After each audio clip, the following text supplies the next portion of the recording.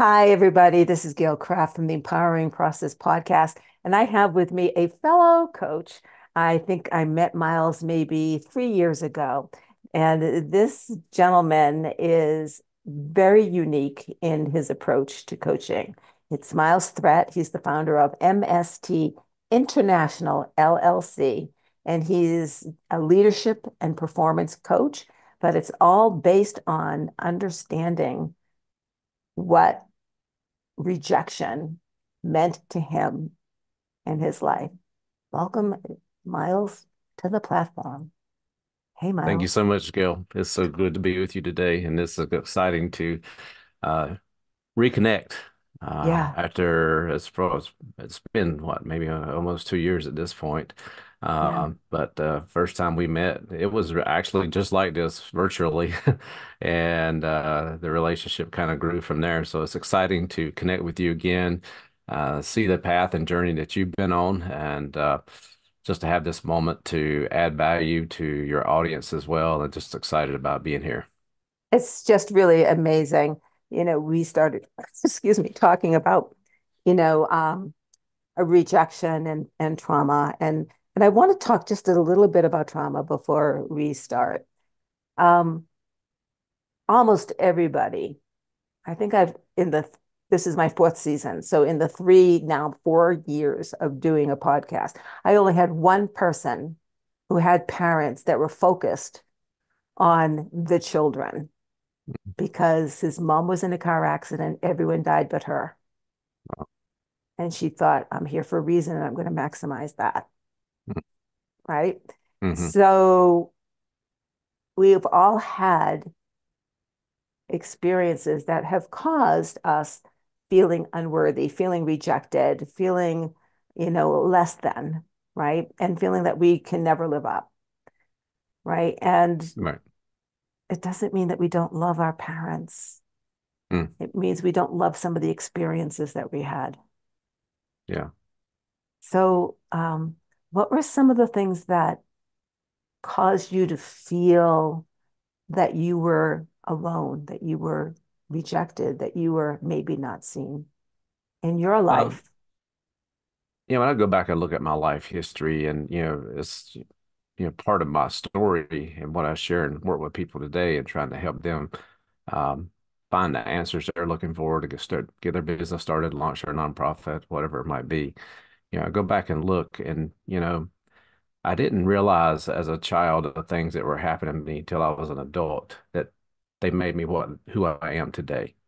And, part of my story, yeah, it does stem from my mother. And, I had a brother who was really ill and sick as a young kid. We were just barely 2 years apart. Okay. Um, there were times they didn't know if he was going to survive or live. And yet here I was, the strong, healthy one. And I didn't need the type of attention that my younger brother needed.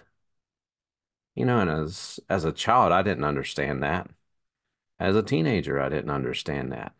I knew that there was a difference. I felt the difference. I knew the difference. And we've talked about it in our family. We've worked through it, um, several years ago. And, but it wasn't until later, until I was an adult, that I really understood it and also see how I use that in my life to help others as well. Because, that experience made me a people pleaser because, hey, I was wanting to make my mom happy. I was wanting to experience some of that love. And it wasn't like she didn't show me love or didn't tell me she loved me, but I still wasn't quite feeling it. Not And not the way your brother was. yeah, not the way my brother was. And, but it wasn't until later on when I was an adult and I was working through things in my own life. I was dealing, I was dealing with other trauma, but I was dealing with that trauma as well. I didn't realize it. Okay. Uh, and it was quite an extensive process, but we've kind of already talked about it ourselves, just me and you, is, you know, and I look back on it, I can't blame my mother for any of that. I I look back on it as an adult, going through my own experience and like looking at her own story. And she was doing the best that she knew how to do at the present time and moment. right? And, you know, I have a choice with that. I have a choice to use that for good for myself and for others, or I have a choice to, let it become a stumbling block for me the rest of my life. You know, Miles, I honestly think that's what free will is all about. We have a path that we've chosen. I chose this life. I will speak about me. I chose this life, even what I just went through, right? Um, my free will comes from how do I deal with it? Yeah. I have a choice of being a victim or alchemizing the experience and growing, Mm, right? And I, mm-hmm. I know for me, a lot of my awakening can only happen when I go through the pain. Mm, And so I now see the pain, what people call pain, I call it the abyss now, mm, as a as something to avoid. And I look at it as something to embrace yeah. because that means change is coming. Mm, I don't know what that means, but it's coming. And it's the only thing that's constant. You can fight it, but mm-hmm. you're not going to stop it. Yeah. Right.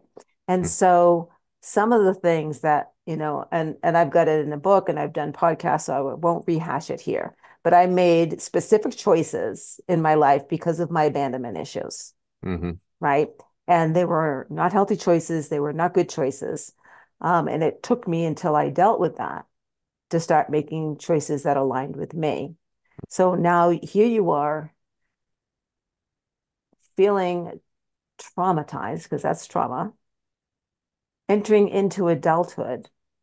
And what were some of the choices that you made because you were asleep? Let's just say you were asleep. You were not aware of what the turmoil was that was happening within you.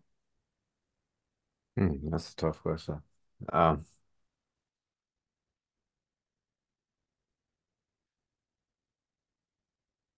for me, it's like not realizing my compulsive behavior. And this might sound, it doesn't sound weird, but, uh, that compulsive behavior is also is a trigger to get that attention at times. But that compulsive behavior, yes, it can be lead to things that I'm not proud of, but it also can lead to things that are I can be very proud of and it can lead to breakthroughs as well. I was just listening to a one very popular entrepreneur on YouTube recently, and one of the three characteristics he mentioned about those entrepreneurs that are most successful, and they all have compulsive personalities. And I'm like, it's not so bad after all, you know? And you can take something and you can use it for good and you can also use it for evil. So Right. It's your how you choice, you got to, channel it, right? It's how you channel it. And some of it is energy gets locked in your body and it gets locked in different areas of your body. So for me, it typically is in the throat. And mm, I have to express myself, right? So if I'm not expressing myself, the trauma compounds. mm, Um, for some people, it is in the sacral chakra, mm, right? And you are either someone who doesn't have sex and is probably also not very creative, mm, right? Cannot manifest, right? So it's a manifestor generator. So that would be that chakra. Or over compensating with strong sexual drives. And that was your issue, one of mm, your issues, yeah. which you had said to me ruined your marriage. So when did you realize that this, as though this can be lots of fun, can also be very dangerous if not channeled in a more, that energy, same energy channeled Yeah. in a different way? Yeah. you know, that happened later on in life, and it's actually been just around the corner, to be honest with you. It's a couple of years ago. And I had to go through my own deep healing with that as well.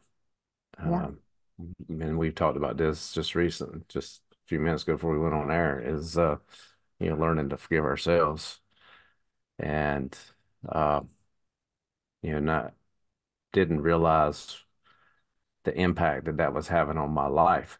And I think too that's why right now, the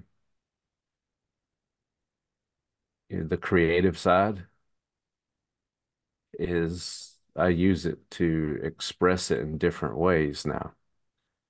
And that creativity, whether, I mean, I'm doing it a lot in what I'm doing now and the way I help people. You Hmm. go look and, when I'm working with someone one on one and trying to help them launch their nonprofit, I'm using those creative skills of mine to help them make that happen for themselves. Or I'm using those creative skills when I do a workshop and, help frontline leaders in their leadership. Or right now, it also could be as simple, and sounds really simple, is I'm using that creativity when I grill a nice piece of meat on the grill, and that's my Everything you expression. do is an expression of creativity. So okay, guys, I will get a little woo here. We are creators. We are God. We are source, and our purpose is to create. And we are creating right now. Mm, Every choice, every decision, every step is the act of creation. And when you do that, when you realize that, the beauty in that and the responsibility of that, it's glorious, right? yes, And for yes. someone who is a manifester generator, and that's a whole other science that, we don't have to get into, but that's what they do. And I'm not Mm, that. I am a seer and mm-hmm, visionary. And so I'm up in the ethers going, 5 years from now, here's what's going to be happening. And, believe me, this is going to be happening. That's going to be right. But when I'm with someone who has that energy, mm, I have created amazing things with that mm, kind of partnership.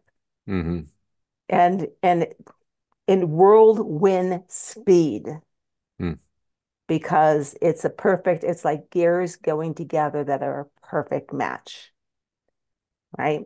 And I think yeah. that's one of the things that soul entrepreneurs need to understand.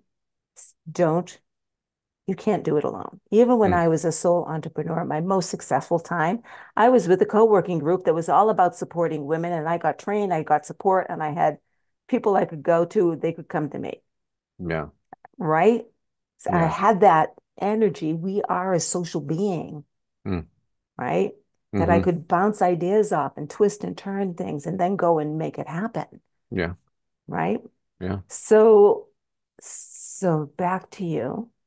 So congratulations Mm, on, your awareness and working towards using that energy in a different way, mm, right? And so what yeah. are some of the things that you do? You talk about, you know, um, helping leaders and, helping people launch nonprofits. What are some of the things people working with you get to experience because you come from a place of overcoming rejection and not yet overcoming, but I would say identifying and manipulating, Mm, right? That mm-hmm, that energy, yeah. right? Well, first it starts, you just mentioned it, and and it's awareness. It's a part of my adapt model that I'm using, adapt process that I use with as I work with leaders, and it's really becoming aware. And then some of that is, let's take for instance, someone that has they've been sitting on their dream to launch their nonprofit for several years now, and I've worked with people like that, and they have an awareness that they want to do it. Okay. But they're not 100% aware that they can make it happen. And, that awareness that I help build with them, I also help them to, create that vision for themselves. Okay, this dream that you have, let's look at the skill sets that you already have. Let's look at what skill sets you are missing to make this happen for yourself. All right. Let's also look at, okay, you want to build something here. Let's build something that 10 to 15 years down the road, you think you might still love. Let's just say that you think you might still love, because that's going to change as you go along. All right. But at least get that awareness in your mind, in your head, what that might be like. And then from there, it's just like, there's a lot of decisions, they got to make along the way. And starting out, a person starting out, I've worked with people and they come right in and within the first session, they already have a very clear vision of, what they're going to do, what the project's going to be. All right. And, I've just got to help them make a few more tweaks and decisions on that. And then there's all this adjustment you got to do on the long way. Yeah, you got your own story you could share about that as well. You think about your own entrepreneurial journey, and I've worked with entrepreneurs as well. And as they get started and they think, okay, well, this business I'm going to launch right here, I've got this idea of how it's going to go. Well, all of a sudden, maybe something changes in society. Just a few years ago, we were dealing with a pandemic. And, I was working in the corporate world in the middle of that. One of the greatest things I learned from that is all these people we're paying a shitload of money to for make good decisions. They didn't know what to do. And, a lot of things that we're talking about here today is, we think we have to have all the answers. 9 times out of 10, we're not going to have all the answers, and we're going to have to be able to make adjustments. And, it's making those adjustments that's what's going to help us get to that next level that we're trying to get to. And the best way to do that is ask questions. Hmm, And I work with clients and I will say, well, what if what you believe right now is not true? hmm, What would that look like? And I would ask a billion questions about, well, what would it look like if it was like this? What would it look like if it was like that? What would it feel like? Who would be there? Right. And what happens is you break down that facade of this is how it has to be, hmm. and you open up the doors to creativity, which is this is how it could possibly be. Right. And I think, especially someone who's held on to a dream for years, Hmm. that dream might have been something innovative and miraculous when they first had the idea. I have friends who've said, I watched the idea unfold because I've not taken action Hmm. because someone else has the idea.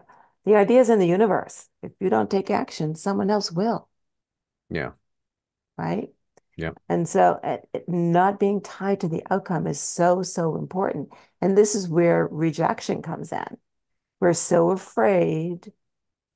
So let me rephrase that because I don't want to speak for anyone but me because I only know me. I don't know Hmm. anyone else. But I used to be so afraid to step out of my comfort zone that I would either freeze up Hmm. or force myself to step out of my comfort zone, Hmm. right? It's like, Yeah. what, are you going to die? No. You're going to have a roof over your head? Yes. You're going to have food on you? Yes. Clothes on your back? I already got those. Have a car that works? Yeah, kind of, sort of. What's going to go wrong?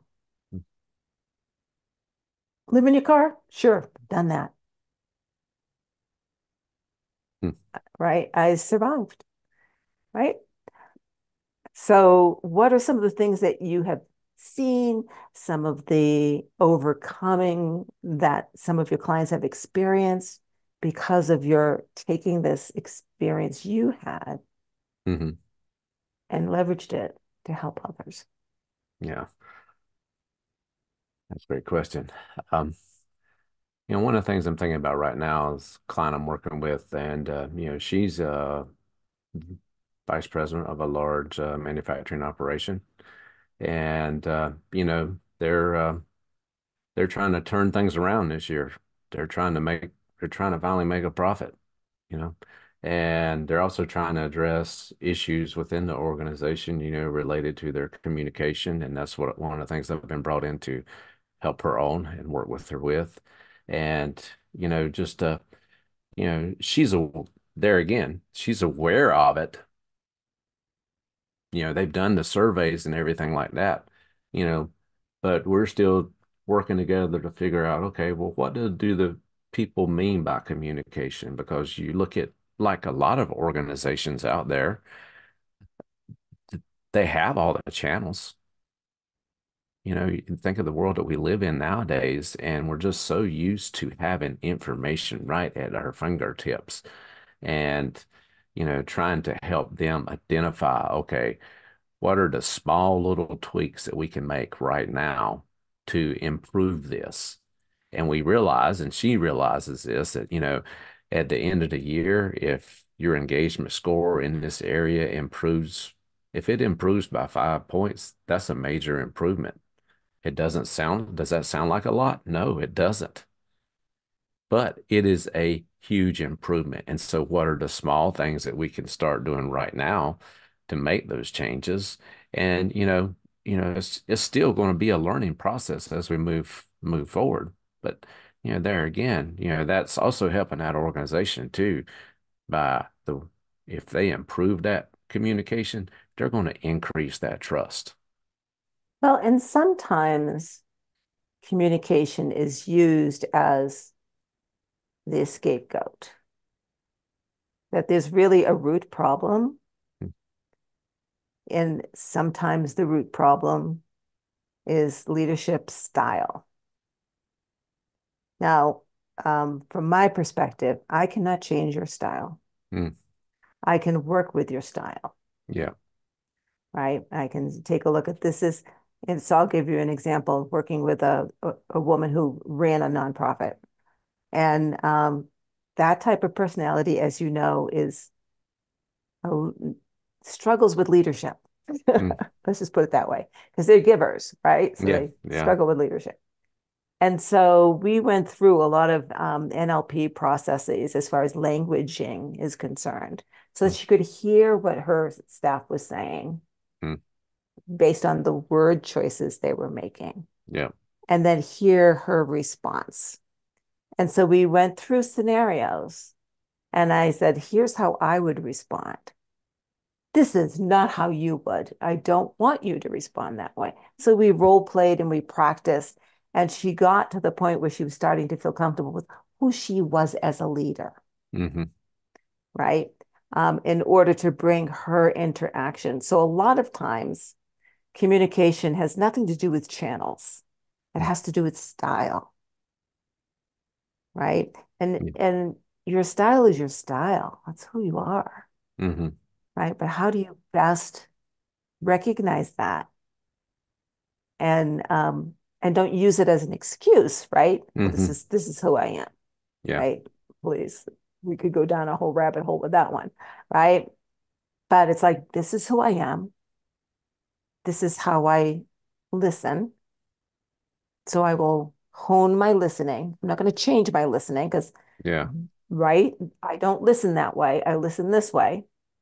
So make it sharp, make it as good as possible, Yeah. and then listen to how you respond Mm, before you respond, right? yeah. Yeah. The whole listening thing, working with this organization, some of the surveys we've done as well, I've identified that and just working with them, I feel like that's 50% of the problem right there. 50% of the problem is the whole listening thing as well. So it's a give and take when it comes to it. But there is that style factor too you got to consider and think about. And we start looking at the world right now. We look at, the workplace and see how many millennials and post millennials are entering the workplace, and the numbers of those are increasing. You're seeing the baby boomers going out, the Gen Xers, they're starting to step in some of those positions that the boomers are leaving behind. And, you just look at how those two generations, all the three generations right now, or four, it's four total. It's Let me four get now. my Yeah. Yeah, I'm not a math major, so I but know. but yeah, and you can you can see some of the problems with that. And I Uh, see it as absolutely perfect. mm, So I'll give you an example. I have a son who is an aerospace engineer, works for okay. Boeing. Very, they have many patterns because of him, Mm, and started working remote, of course, hmm. and decided he was not going back in the office. He wants to be available to pick up his kids. He wants to be able to take them to soccer games. He's Yeah, not giving that up. And they chose to homeschool the kids for a while, I don't blame them. right? So they moved across country. Yeah. And his division said, nope, you need to be in the office. He said, well, that's not happening. Mm, So division further south in California said, we'll take you. We'll take your wife too. Right. I mean, they're that good. okay. Right. Yeah. And he went there and then they started getting pressure about having him in the office. And he said, you know what? I'm moving to Colorado. This is where I am now. And yeah, I'm going to GE because they have remote. Bye Yeah. bye. Yeah. Right? And that's what's happening. If you Mm, cannot accommodate lifestyle yeah. in your leadership style, you're going to lose the best talent you have. Yeah. And honestly, that's why I'm doing what I'm doing. I mean, I look at it myself, Yeah, and I would have to say, I'm going to step back a little bit here. When I was doing nonprofit work and living internationally and doing that, I'd go back and I would give anything to go back to that lifestyle because I had the freedom to do that and I still got my work done, right. you know. And uh, we're living in a world now where you said this before we started, the corporate world, they're losing their control Right. and some of them can't handle it. And you know what? What does it matter where Control I is the get my problem. where I get my work done as long as I get it done, Right. you know? Control is the problem. And so, one of the things that, reasons people are coming to me is because, they've had this dream sitting in them, this dream of either their own nonprofit or launching out their own entrepreneurial business, and they're getting that pressure and they realize I'm tired of giving up my life and my time to make somebody else rich. That at the end of the day, They lay we me know what off. they might lay you off, Right. and so Thank you. Goodbye. why can't I just go, why can't I just go ahead and make my own thing come true for me? Yeah. So two words come to mind for me with this conversation is resistance and flow. And we get back to rejection. This is all coming from the same thing. When there is resistance, there is friction. Hmm. And where there's friction, there is, let's just say, inability to make the best choices possible, Yeah. right? You make choices that are emotional, you make choices that are egoic, you make choices that are narcissistic, Hmm. whatever. Whereas when in flow, and that's what I do is with corporate, with leaders, is teach them about how to get in flow and how to get a team in flow Hmm. and the advantage of that. The Once you're in flow, there is no leader. There's just a group of people who are so excited about being Hmm. where they are Yeah. that they perform at like they've never performed before. My Yeah. teams, when I was a leader, were always people wanted my teams. I had the losers. Hmm. I had leaders calling me and saying, I can't deal with so and so. Will you take them on? I'm like, sure, bring them on. Hmm. Right. And yet I ended up with the best team. How did that happen? That's in my training. Hmm. Hmm. Right. That's in my training. And Yeah. that's what you want. You want your team, and they're going to love you and hate you both. Oh yeah. And and that's fine. But Yeah. I've had members of my team who would throw themselves across the moving train track for me Mm, without me ever asking why, mm, because they saw yeah. that I did it for them. Yeah. And so leaders who, um, whatever your style is, doesn't matter. But when you're coming from a place of ego or control, Hmm.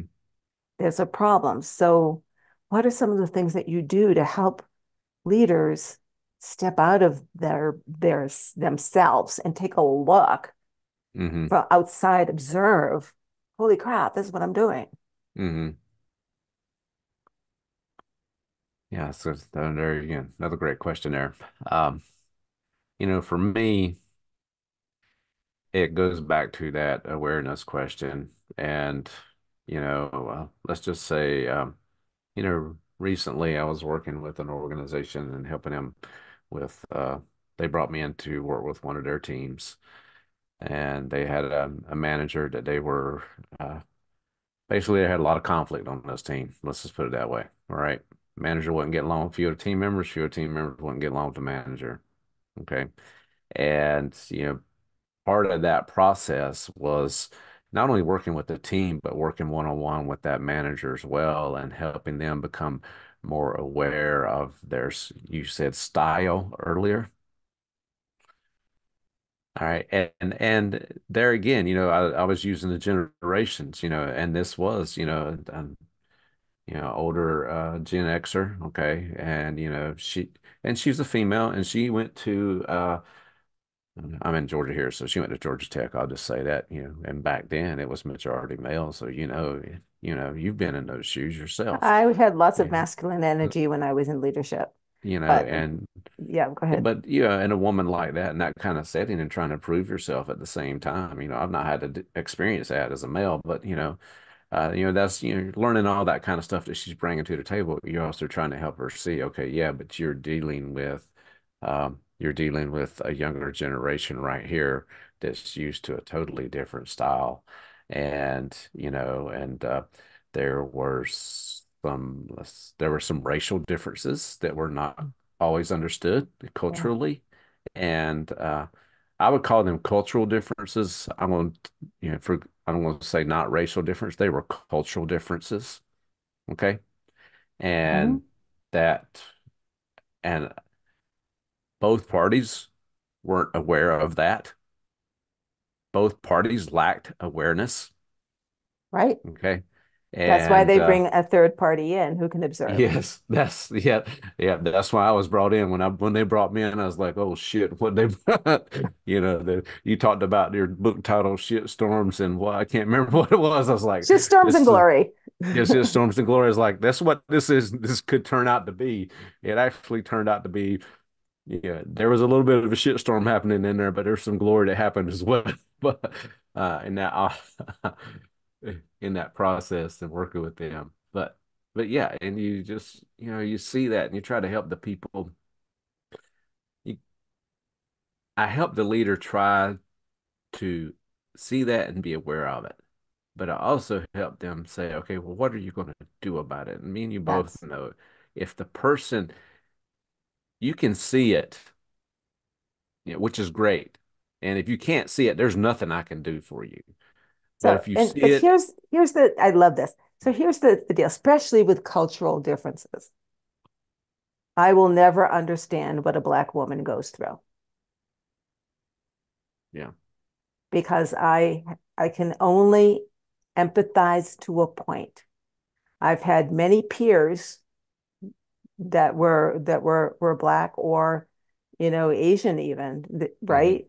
And their struggle was as bad as mine was greater than mine, right? I can remember one coming to me and saying, "My boss is afraid of me. I can't work with her."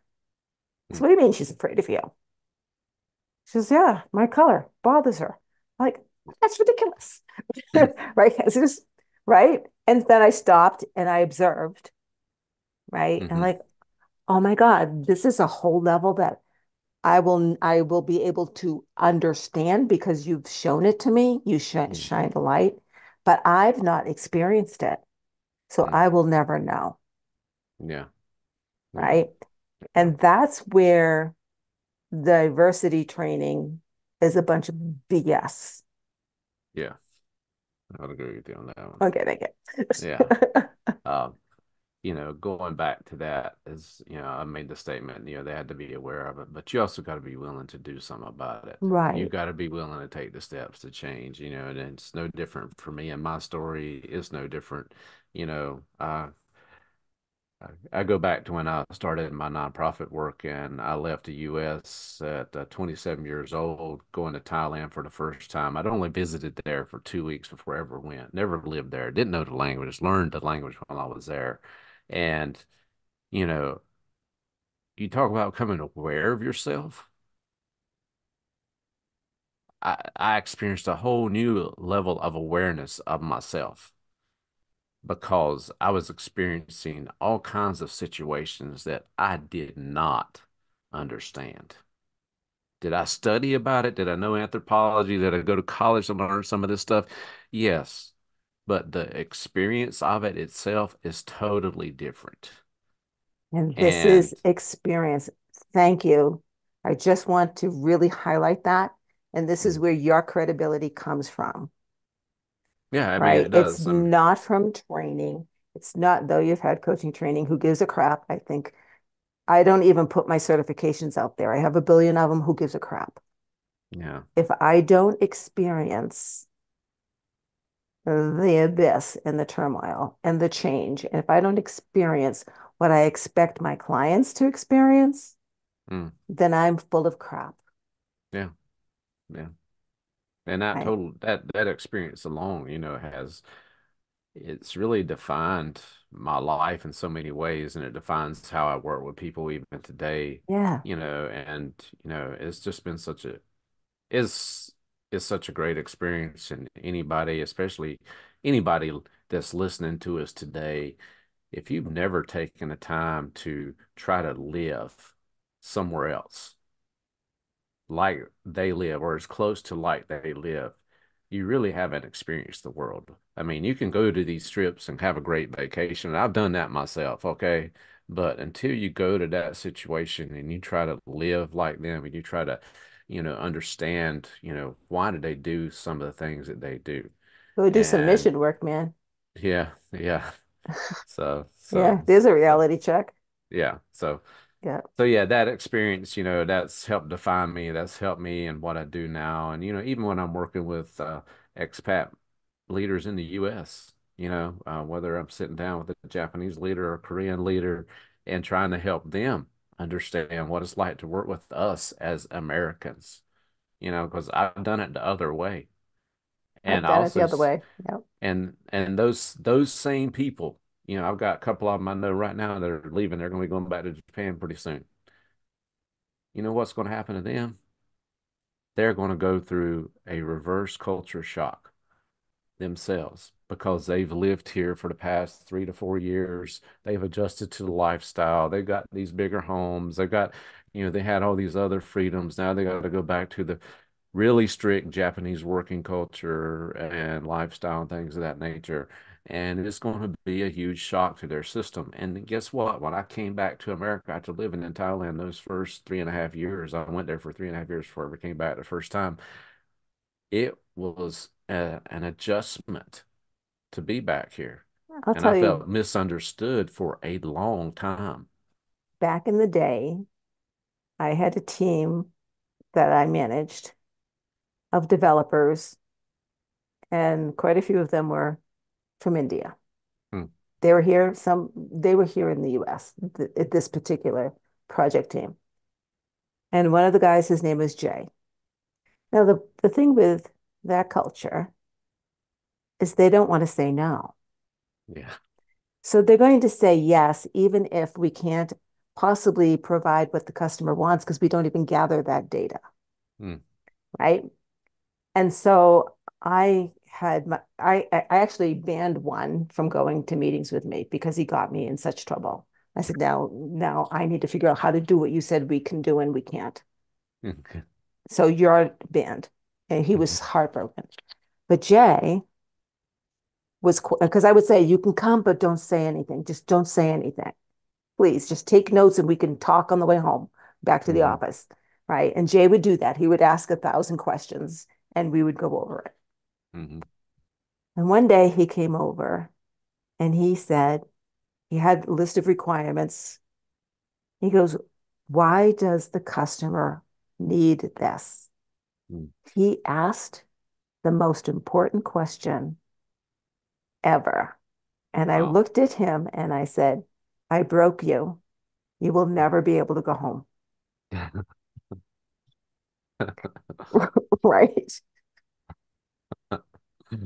Yeah, he's gonna be in trouble next time he decides he gets on. Right. I mean, Yeah. Mm, so so anyway, so we digress. So what I would love, mm. because we could go on, I really love the fact that we've reconnected. Same How, here. if people wanted to know more, go a little bit deeper into what it is you do with transforming leadership, and helping businesses solve this very complex communication issues that is not communication at all. It's ego, it's resistance, it's control, it's all that stuff. How would they get in touch with you?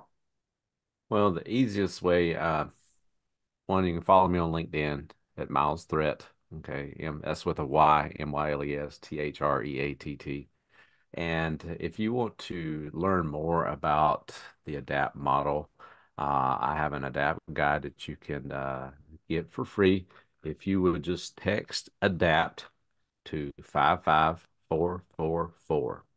Text ADAPT, ADAPT, to 55444, and I will send that guide over to you and we can connect that way as well.